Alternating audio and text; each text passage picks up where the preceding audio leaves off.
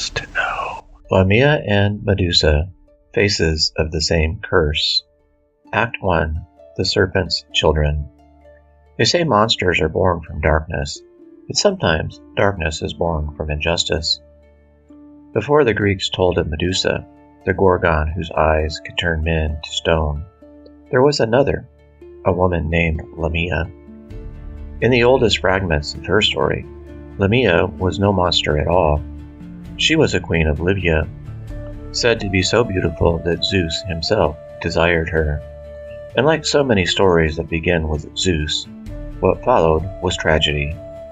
When Hera, the jealous queen of the gods, discovered the affair, she didn't punish Zeus.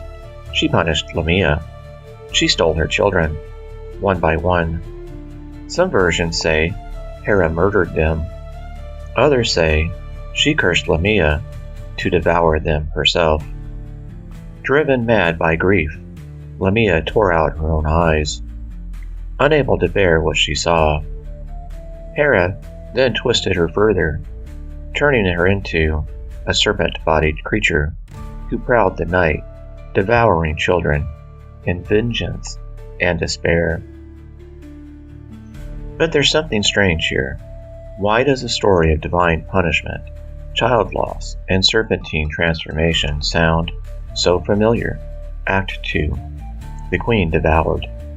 The Greeks called Lamia a child-eater, but that word, Lamia, became a blanket term for anything female and dangerous. Over centuries, she was blamed for infant deaths, nightmares, seduction. By the time she reached medieval Europe, Lamia had become the archetype of the succubus, the night demon who drains men while they sleep. A grieving mother turned into a seductress, then into a warning. The message was clear. A woman who defies divine order will lose her children, her beauty, and her humanity. And yet, something doesn't quite fit. Libya, a queen, a serpent. This isn't just a Greek cautionary tale. It smells of older soil, of desert sands and darker gods. Long before Greece, the serpent was not a monster. It was a symbol of wisdom, healing, and rebirth. The ancient Egyptian Uraeus, serpent of royalty, coiled upon the crowns of pharaohs. So when Lamia became part serpent, is it truly a curse? Or a remnant of an older divinity the Greeks couldn't quite erase? Act 3. The face turned to stone. Then there's Medusa, another woman punished by the gods, another beauty transformed into terror. In the earliest tellings, Medusa wasn't even a monster. She was a mortal priestess of Athena.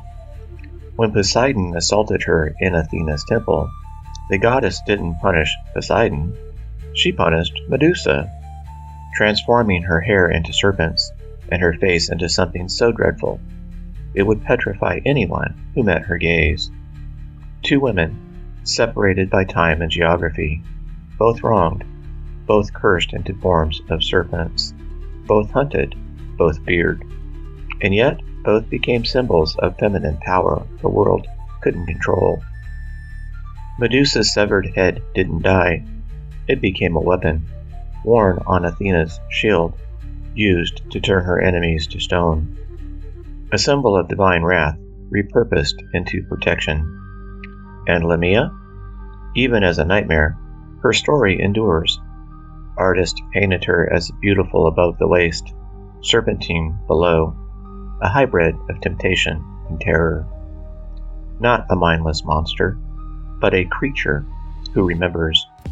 A mother who can't die, can't forget, and can't forgive. Act 4. Reflections in the Dark. When we line them up, Lamia, Medusa, and others like them, we start to see a pattern. Women punished not for evil, but for seeing too much, feeling too deeply, knowing too well. Their beauty becomes their curse. Their knowledge becomes their downfall. Their grief becomes a warning. And underneath every version of the story, something slithers, a thread that winds through civilizations, Egyptian, Greek, Babylonian, Hebrew, a whisper that maybe these were never separated beings at all, but fragments of a single myth, split and rewritten again and again. A serpent woman cast out for defiance, condemned to wander the edges of civilization, feared for her gaze, feared for her hunger, feared because she could not be controlled. It's easy to call her a monster. It's harder to ask why so many cultures needed her to be one. Maybe Lamia and Medusa weren't different at all. Maybe they were both faces of something older, something humanity once revered, then feared, then tried to bury. A power that survived in whispers, a memory carved in stone and mythology alike, a reminder that what we call monsters, what we call monstrous, might once have been divine. Closing reflection. If Lamia was the serpent's sorrow, and Medusa was the serpent's rage, then perhaps, together, they formed the serpent's truth, the part of the story the victors tried to forget.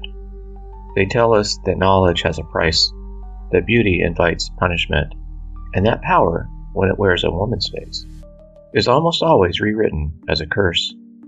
So ask yourself, when we stare into their eyes, who is really turning to stone?